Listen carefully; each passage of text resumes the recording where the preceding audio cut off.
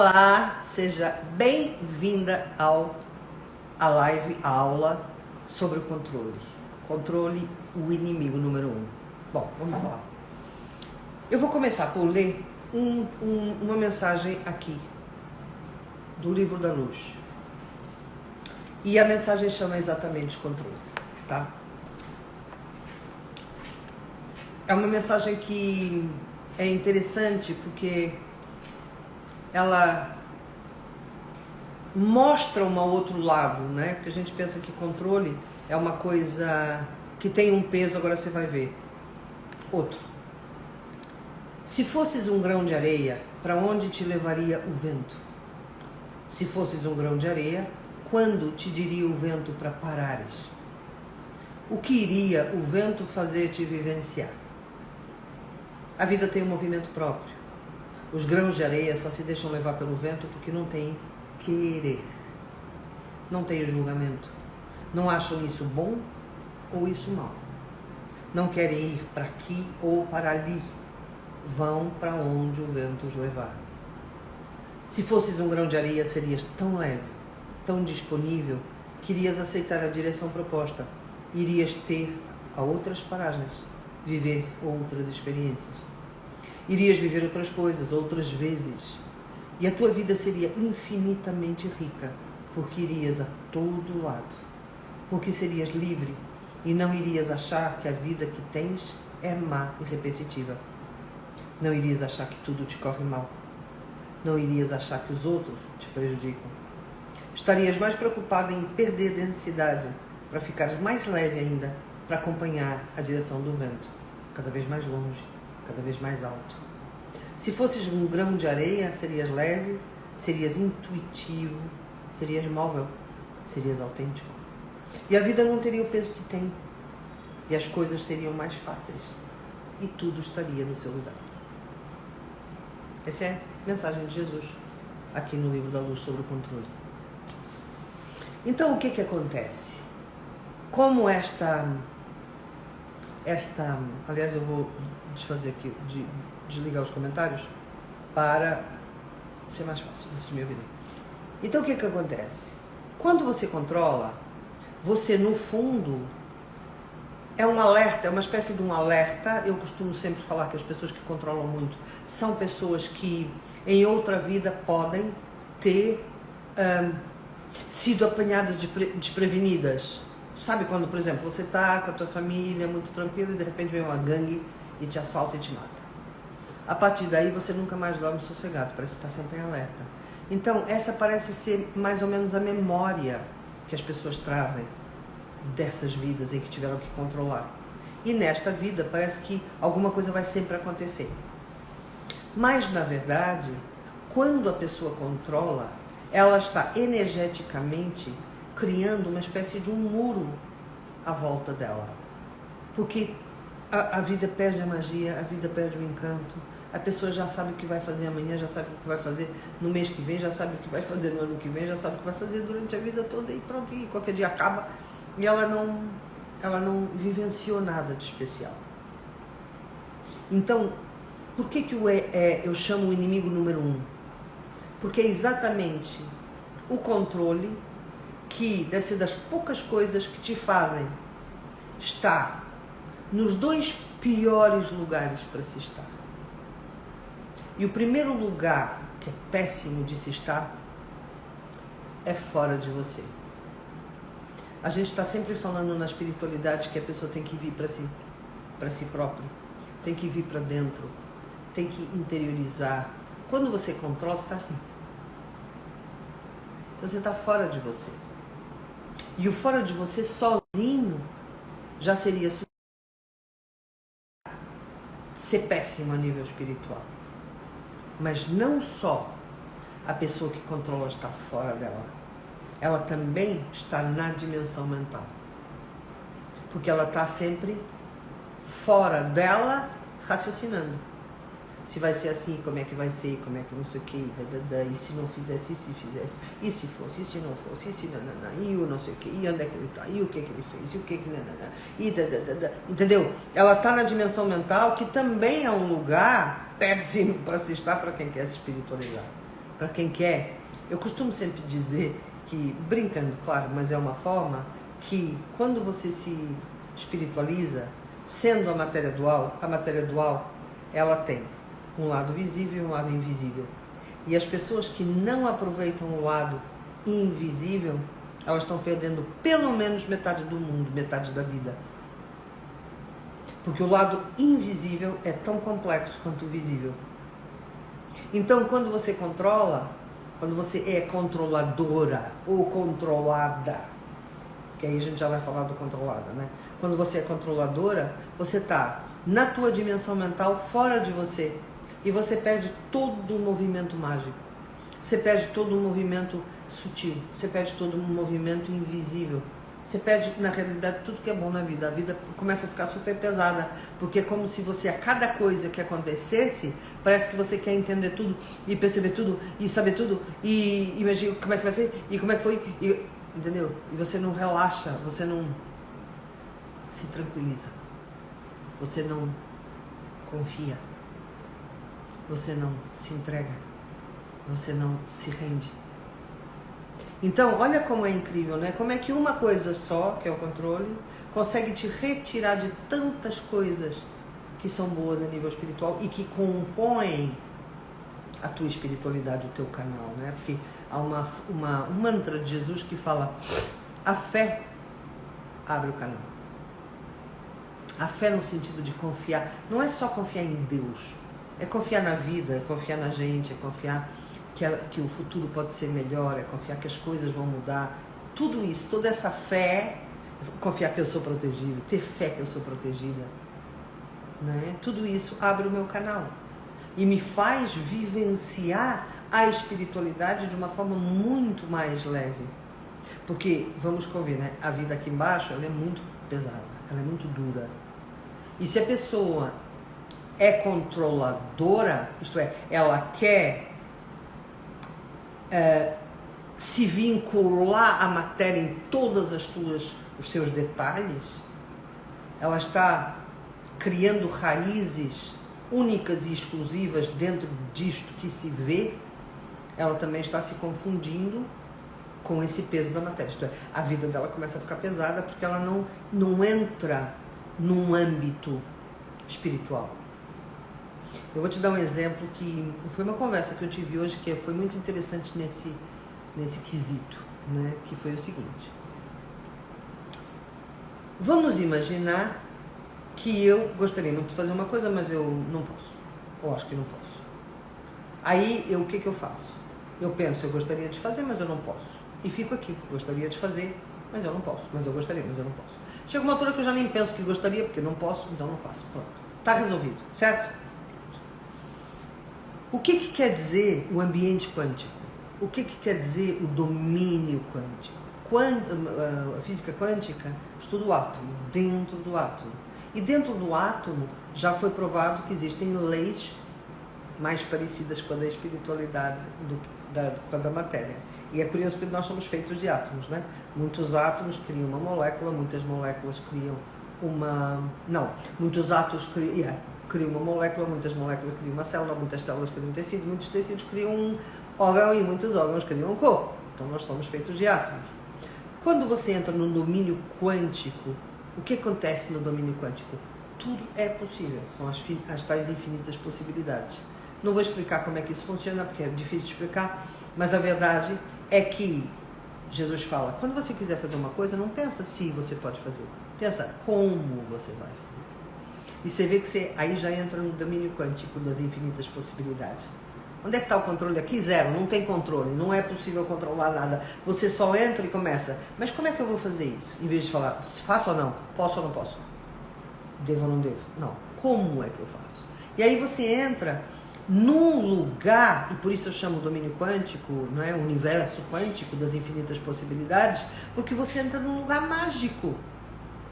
Que de repente você se conecta com algo mágico que vai te ajudar a descobrir como fazer.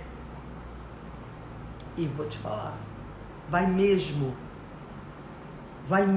te ensinar como fazer, mesmo. Por quê? Porque quando você tira o controle, você tira o peso, você tira o alerta, Você se liga com todas as dimensões.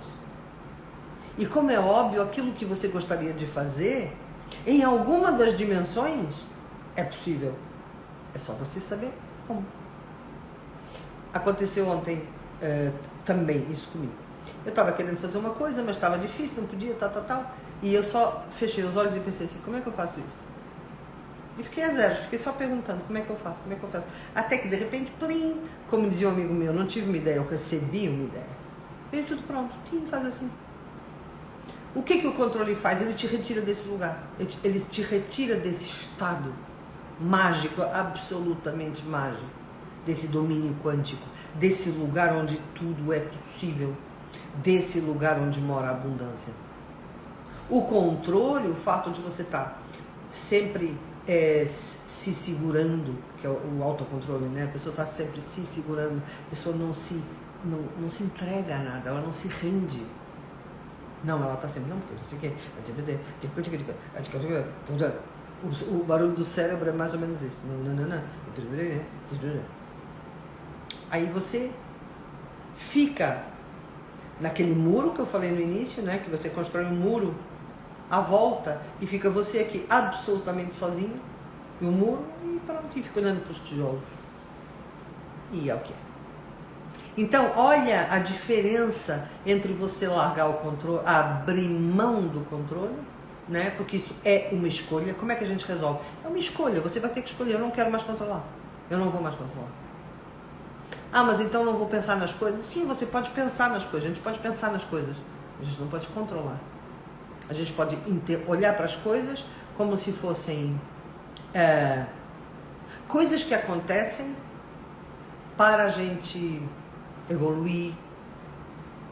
O controle não, o controle é, eu vou fazer isso para eu não ter que sofrer, para eu não fugir, para eu não precisar, para não precisar doer, basicamente, né? Porque o controle, a coisa que ele mais faz é tudo para fugir da dor, tudo para fugir de onde dói. E hoje em dia eu sinto que eu não fujo mais de onde dói, porque eu já sei que quando dói é para aprender, quando não dói é para comemorar, então tá tudo certo, vai vir, pode vir. E como a gente fica relaxado, vem menos, também é verdade, porque as pessoas muito controladas, elas ficam duras, sabe aquela velha coisa que a haste que tá dura, vem o vento e ela quebra? E se a haste estiver flexível, o vento vem e ela só dobra, mas ela não quebra. Né? A pessoa com controle é um pouco isso, ela fica dura, ela fica inflexível e ela mais cedo ou mais tarde acaba por quebrar.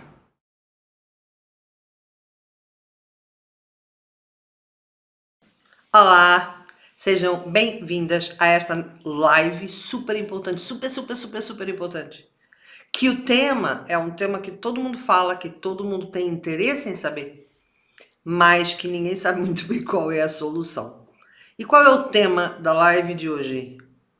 Rejeição versus aceitação. Quando é que eu sou rejeitada? Quando é que eu acho que sou rejeitada? Quando é que eu sou realmente rejeitada? Quando é que eu acho que eu sou aceita? Quando é... Uma confusão. Então hoje a gente vai falar só disso. Rejeição versus aceitação. Tá bom? Eu tô aqui no Instagram e tô ali no... Aqui tô no Instagram, aqui tô no YouTube. E eu espero que vocês consigam entender de uma vez por todas essa coisa que faz tanta confusão. Sempre que a gente fala da alma, né? Sempre que a gente fala do nosso relacionamento com o ego ou o nosso relacionamento com a alma, a gente sempre precisa considerar os opostos, né? Então você, por exemplo, você tem o mundo visível e o mundo invisível, você tem o eu e o outro, você tem a alegria e a tristeza, você tem sempre os opostos. E por que é tão importante isso? Porque a gente nunca, e isto é uma lição de vida, a gente nunca vai deixar de tentar harmonizar os opostos. Isto é, a gente vai sempre atrair de algum jeito uma coisa de um lado e outra coisa do lado oposto. Por exemplo, já me aconteceu muitas vezes estar em harmonia total, tipo, tá completamente em paz e de repente, do nada, supostamente do nada, vem uma guerra, uma confusão, uma irritação, E eu entendo, parece que eu olho de fora, sabe? Que eu tenho tanta experiência já que eu olho de fora e falo, oh, são os ciclos se cumprindo, né? O ciclo de você tá bem, e você tá bem porque você já aprendeu, porque você já sabe, porque você reage bem. Mas depois vem a parte mais complexa da vida para a gente aprender um pouco mais, né? Então, tem um mantra de Jesus que é muito bonito, que é: quando tá bom, aproveita. Quando é bênção, aproveita. Quando é, como é que é? Quando é bom, aproveita como bênção. Quando é mal, aprende. E com essas duas coisas fica muito mais fácil da gente viver. Porque a gente, se eu te falar assim, se você não tiver coisas difíceis na tua vida, você não vai aprender. Se você só tiver coisa boa, você só vai receber bênção, isso não faz sentido. A bênção, ela vem depois que a gente aprendeu. Então, os ciclos, eles vão se cumprindo. Por que eu estou falando isso em relação à rejeição e aceitação? Vamos lá. Diz a teoria da psicologia, da psiquiatria, sei lá, essas teorias mais estudadas, mais mapeadas, né, do que a espiritual, que ainda não está tão mapeada, diz o seguinte, que quando você é bebê, e isso é incrível, porque para mim ajudou muito a entender, quando você é bebê, você, muito bebê, tipo 6 meses, 3 meses, você, a única função que você dá valor é comer, dormir e tá quentinho. Então, você, e essa parte aqui foi incrível, que é, você começa a olhar e mesmo sendo um bebê, ele já sabe quem vai dar comida, quem vai dar abrigo, quem vai dar rejeição. E ele meio que vai se moldando, porque ele precisa comer. Ele como é que fala? Desprotegido, né? Ele precisa comer, ele precisa estar quentinho, ele precisa ser cuidado. Então, ele sabe quem é a pessoa. Tanto que você vê, quando uma mãe trata muito bem um bebê, muito pequenininho, ele já vai, porque ele sabe que ela é a pessoa. Por que eu estou explicando isto? Porque para esse bebê, e se você considerar que as nossas redes neurais, elas vão se formando nessa altura, e muita coisa que você venha a ser quando crescido acontece na infância, você sabe perfeitamente quando está sendo rejeitado. Por quê? Porque para o bebê ser rejeitado significa não comer. E então aquilo é quase que uma necessidade vital. Não ser rejeitado. Entendeu? Então, o bebê não está preocupado com nada que não seja ser aceito para poder sobreviver. Depois, a criança vai crescendo e continua durante muito tempo. A criança, depois mais, né, até ser, como é que fala? Até ser adulto, não é bem adulto, independente, ele continua tentando entender as ligações da rejeição, porque ele sabe que ele pode ir de castigo, que ele pode não ter mesada, que ele pode não ter muita coisa. E o próprio amor dos pais, porque durante muito tempo o amor dos pais é a fundação emocional da criança. Então, quando a gente chega na adolescência e a gente tem uma sensação de rejeição muito apurada, que depois ainda tem a questão do bullying na escola, se a criança é aceita na escola, se a criança é aceita... outro dia eu soube de uma menina, e foi terrível isso, que é assim, uma menina, que ela era melhor amiga, né? Tem 8 anos, ela era melhor amiga, e depois elas brigaram, e esta tem um perfil, acho que é no Instagram.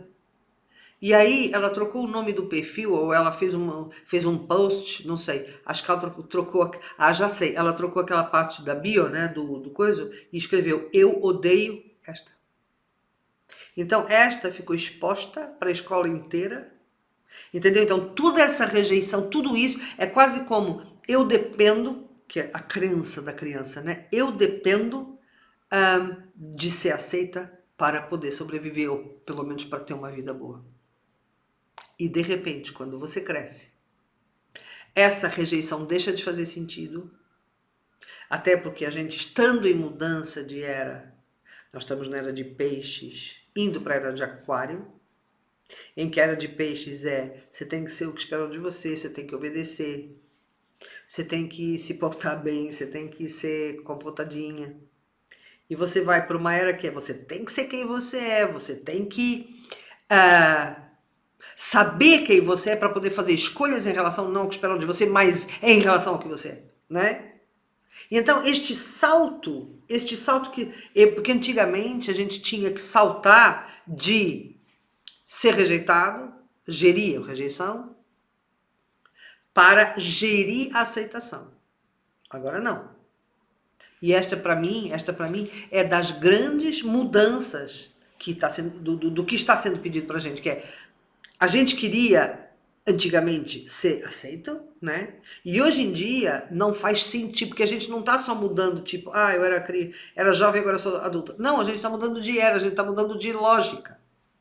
E todos sempre que eu vou fazer uma live hoje em dia, tá ficando muito premente para mim, que é todos os assuntos vêm parar na mudança de era, que é assim, mudou a lógica. Então eu já não posso ficar dando aula que eu daria há 2, 3 anos atrás, que então, se você se sente rejeitado, então você vai ter que se aceitar. Não, já não é uma opção, já não é negociável.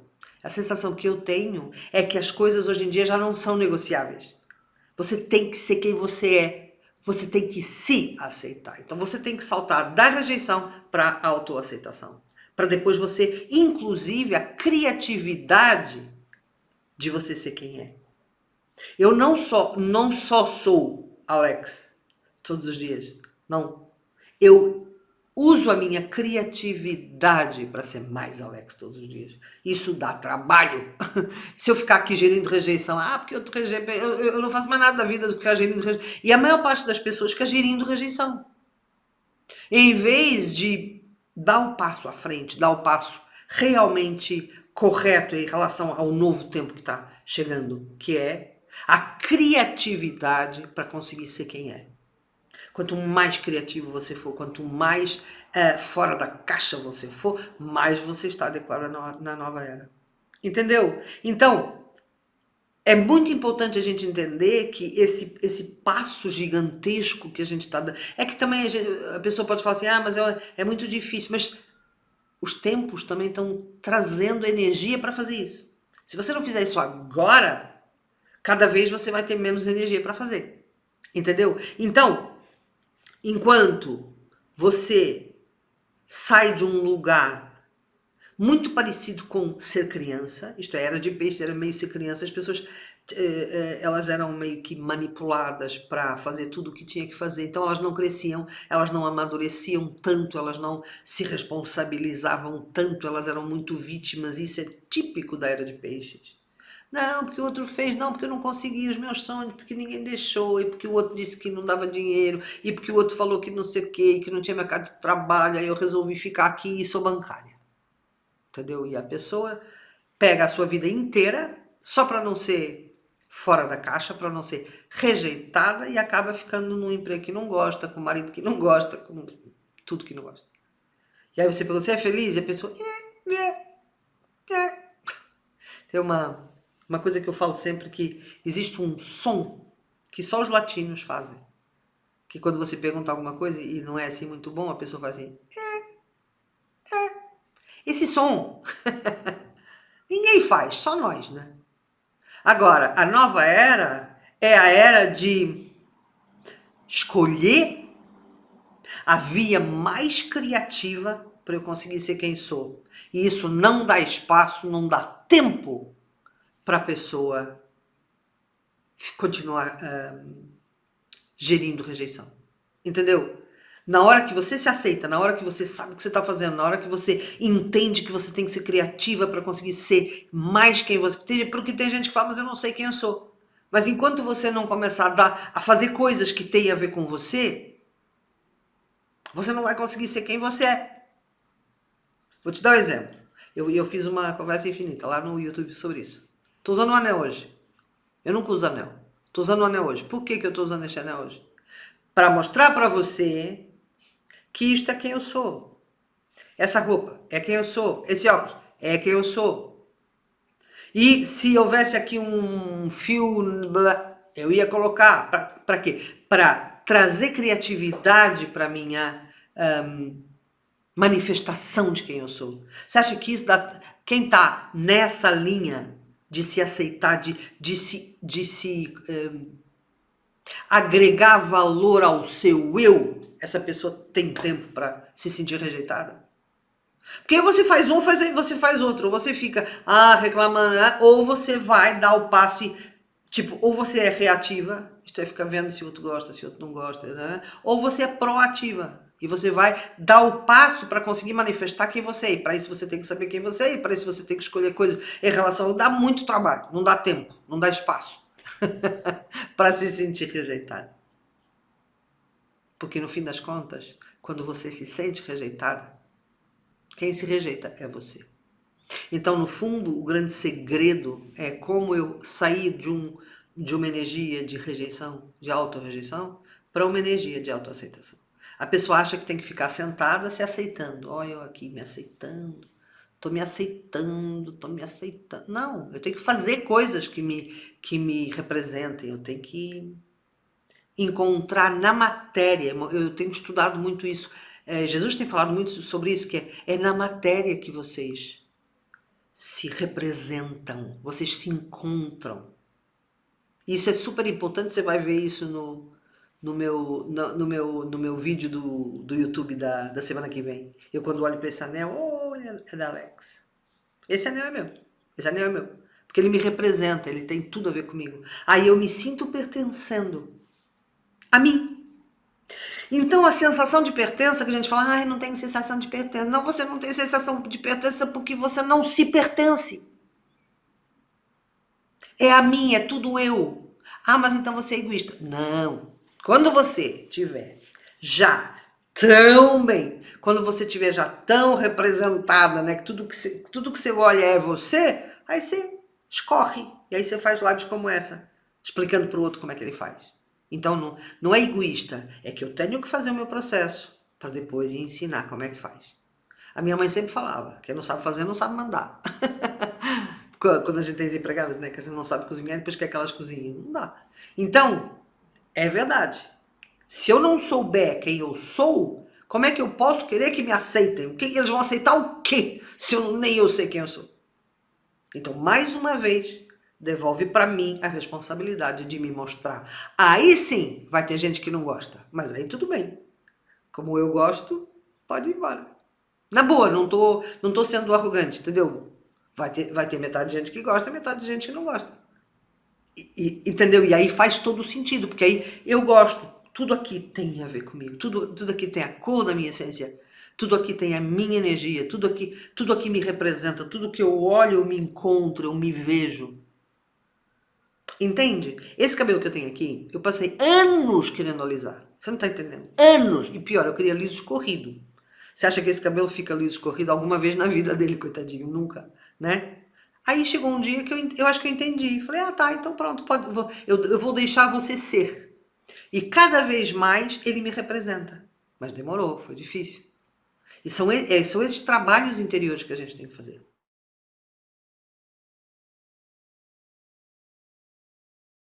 Olá, seja bem-vinda a esta live de hoje. Vamos lá então falar sobre insatisfação e felicidade.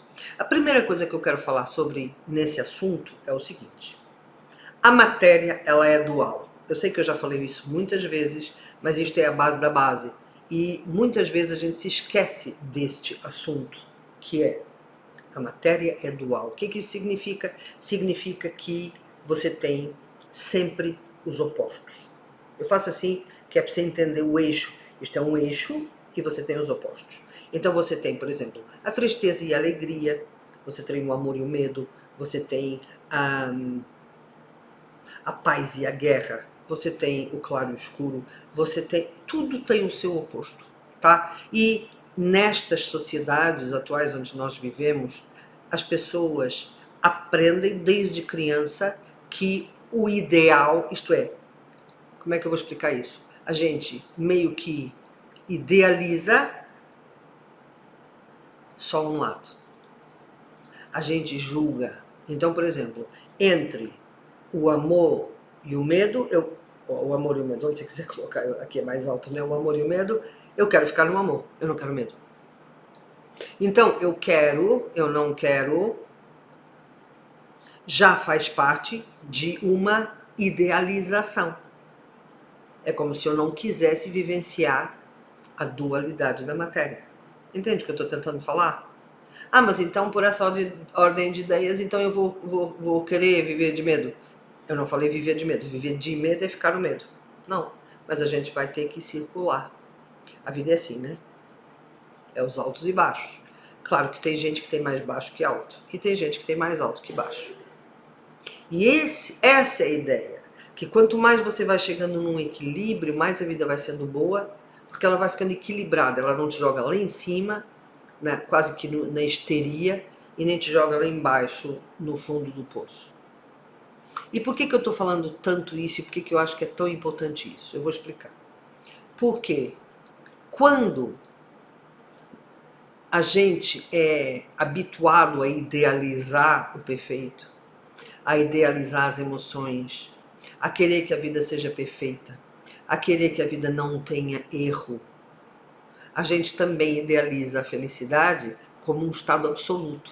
Isto é como se eu, para ser feliz, eu aprendo que eu tenho que ficar 24 horas por dia, vezes 12 meses por ano, vezes todos os anos da minha vida feliz.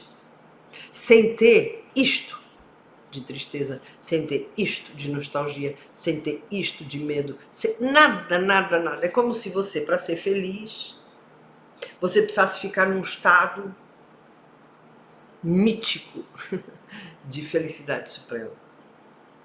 E isso não existe. E como não existe, ninguém te fala que não existe, porque ninguém fala que é matéria dual, né? A gente está sempre vendo os opostos, mas a gente acha que é possível viver com um sem o outro. Então, quando você olha para a tua vida e para o teu estado em que você vive os altos e baixos da vida, se não é felicidade, é o quê? A insatisfação passa a ser uma constante na tua vida, porque você fica meio que procurando aquele estado de felicidade suprema e intocável que te habituaram ou que te falaram que existe e que não existe. E como não existe, você fica aqui esperando aquilo o tempo todo. E você fica num estado de insatisfação. Porque, veja bem, se você soubesse que não existe, o que você ia fazer? Você ia procurar dentro da tua vida pontos de felicidade, pontos de satisfação, que depois, reproduzidos, eles iam te devolver muitos momentos de felicidade que, teoricamente, sendo a matéria dual, você poderia dizer, eu sou feliz. Eu sou feliz é o quê? Eu tenho muitos pontos de felicidade. Ah, mas então uma pessoa que é feliz pode ter pontos de infelicidade? Pode. Até porque a matéria sendo dual, você vai ter que ter. Não é que você pode ter, você fatalmente terá. Entende o que eu estou falando? E então o que acontece? Quando a gente idealiza, o nome é absolutiza, isto é, torna absoluto, quer que seja absoluto. Ah, eu quero que aquilo seja absoluto, quase como um Deus, endeusa a felicidade e não aceita que os ciclos vão vir, a pessoa não se prepara. Eu vou te dar um exemplo bem claro. Uma das coisas que a nossa sociedade mais coloca, e muitos alunos meus vêm perguntar, mas isso não é egoísmo? Quando eu trato de mim, quando eu penso em mim, quando eu penso nas coisas que eu gosto, quando eu procuro as coisas que eu gosto, isso não é egoísmo? Então olha que loucura. É como se a própria sociedade, ela é formatada para te deixar em estados de infelicidade, até porque a própria sociedade, se você notar, as indústrias mais milionárias dessa nossa sociedade são as indústrias da infelicidade. A indústria farmacêutica, o tabaco, a bebida, a droga, a pornografia, a guerra, tudo isso tem a ver com o estado de infelicidade. Se você estiver feliz, você não usa remédio. Se você estiver feliz, você não usa, não precisa consumir droga, você não precisa beber excessivamente. É ou não é? Então, é meio que a própria sociedade capitalista, ela provoca os seus próprios consumidores, não é? Porque se você ficar num estado de infelicidade crônica, você vai consumir tudo que ela tem para te vender. E é por isso que ela não te ensina desde criancinha. Olha só, isto é dual, você vai ter altos e baixos na sua vida, você vai ter coisas boas e coisas más. As coisas, como fala Jesus e muito bem, as coisas boas é para comemorar, as coisas más é para aprender. E se você rejeita esse, você não aprende, você nunca vai ter esse. E isso faz parte da vida e é assim. E a única coisa que você pode fazer aqui, a única não, mas uma das coisas que você mais pode fazer aqui, é, em vez de ficar num estado de insatisfação crônica, ai, não sou feliz, eu não sou feliz, eu não sou feliz, eu não sou feliz, não, você escolher no sentido de encontrar pontos de felicidade, depois começar a reproduzi-los, para que você tenha uma espécie de um guarda-chuva de felicidade, com muitos pontos de felicidade, e eles próprios te aguentam quando as coisas são menos boas. Vou te dar um exemplo. Por exemplo, eu estou bem porque eu passei hoje o dia fazendo uma coisa que eu adoro. Faz de conta, vamos imaginar. Passei, sei lá, eu gosto de ir para a piscina. E passei o dia hoje todo na piscina e adorei. Quando chego em casa, imagina, aconteceu alguma coisa. Como eu estou bem, como é que eu levo o choque dessa coisa que aconteceu? Sei lá, agora não me vem nada de mal, mas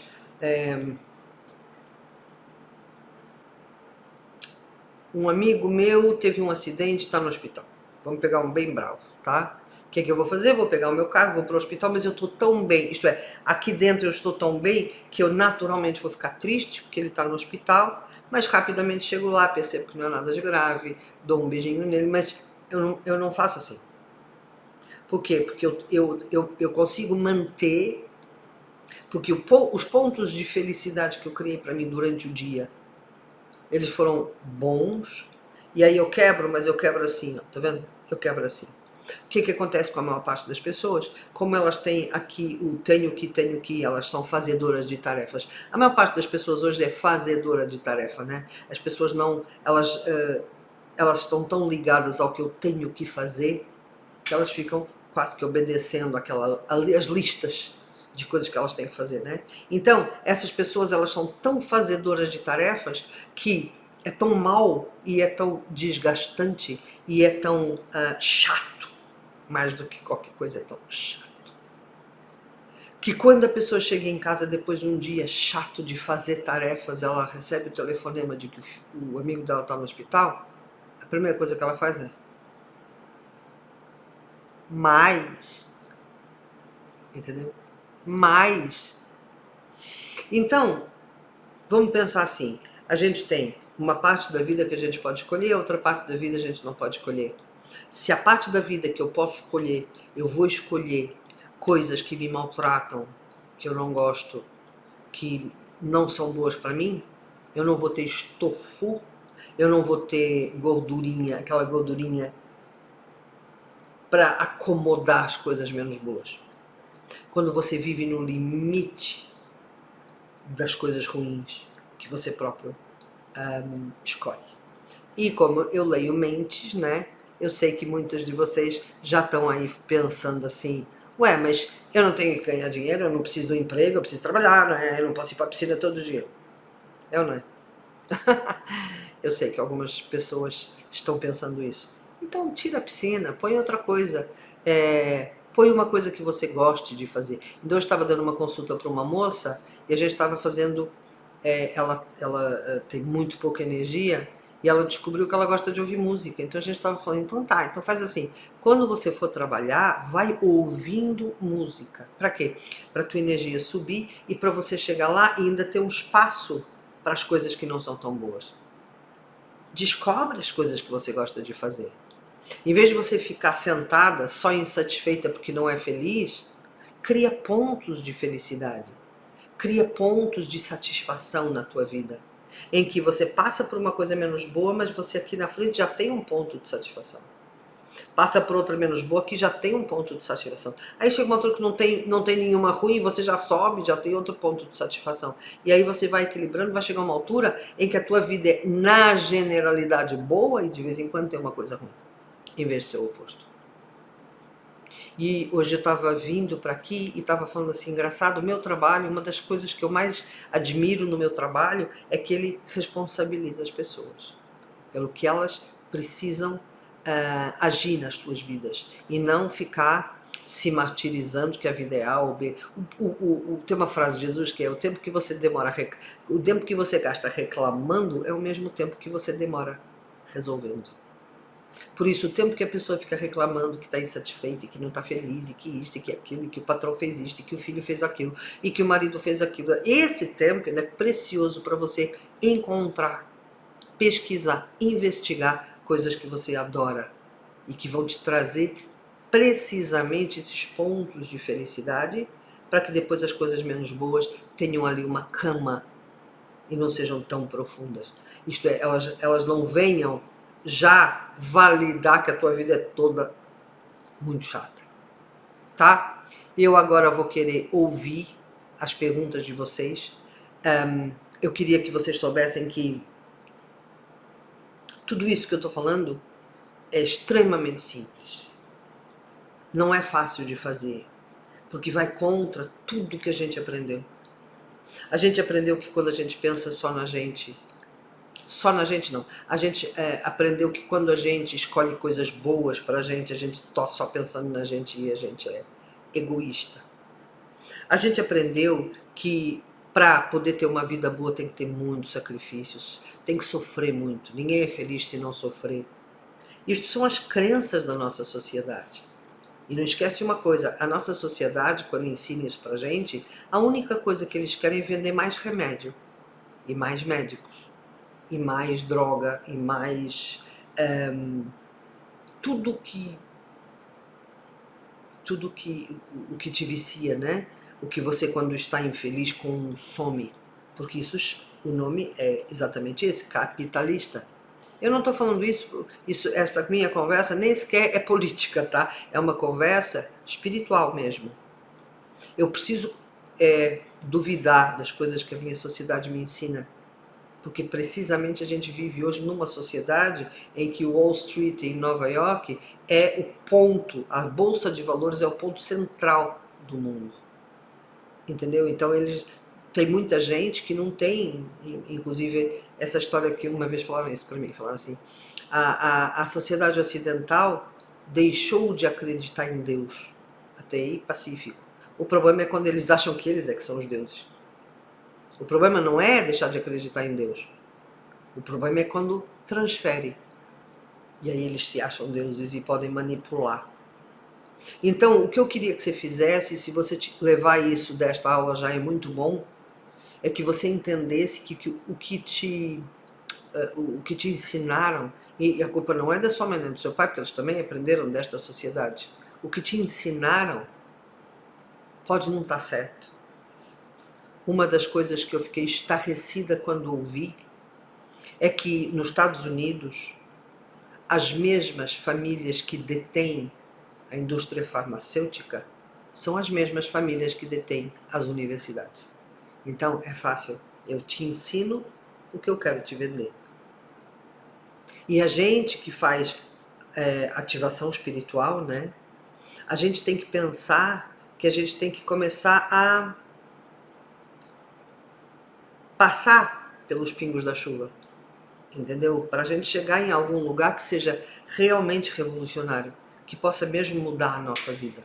E uma das coisas é essa, é entender que quem escolhe sou eu. Não faz sentido eu ficar vivendo ainda nesta mudança de era que está acontecendo e aceitando os conceitos e as como é que fala? Sim, os conceitos, né? E as ideias que vieram de trás, porque elas não funcionam para nós. Já não funcionam. Antigamente, o meu pai, eu lembro dele falar assim, mas com muito orgulho, tipo, faz 10 anos que eu não tiro férias. Para ele era um orgulho. Pra gente hoje é uma vergonha. Você não tira férias, você não cuida de você. Você não cuida da saúde mental dos seus filhos. Você não cuida da sua saúde. Você não cuida da sua energia. Você tá cansada. Você pode ficar doente. Isso é o que a gente pensa hoje. Antigamente não, caramba, quem não tinha férias uau. Mudou tudo. E a gente tem que entrar nessa mudança, porque eu vou te garantir, esta mudança é muito mais saudável do que era antes. Do que as coisas que a gente fazia antes. Porque se você pensava em você, você era egoísta. Porque se você queria ter um pouquinho mais de tempo para você, você era preguiçosa. Sempre tinha uma palavrinha para chamar a gente. Sempre tinha um rótulo para colocar na gente. Entendeu? Se você queria ter vários empregos ou mudar de emprego porque você gosta de conhecer coisas novas, você era irresponsável. Tinha sempre um lugarzinho. E é isso que a gente precisa começar a ver, que isso não é saudável, entendeu? Você ficar fazendo a mesma coisa a vida inteira, cheia de deveres, com as tarefas todas, fazendo coisas que você não gosta, onde é que vai te levar? Tá? Resumindo e concluindo, a felicidade completa, absoluta, não existe, porque é matéria dual.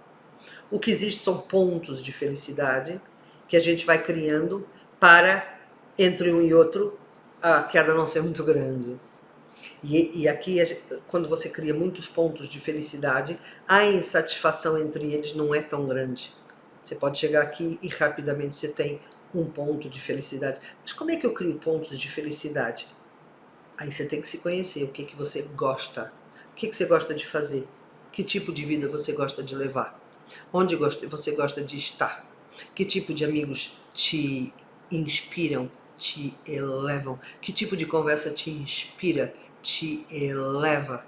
E vai atrás disso. Tá bom?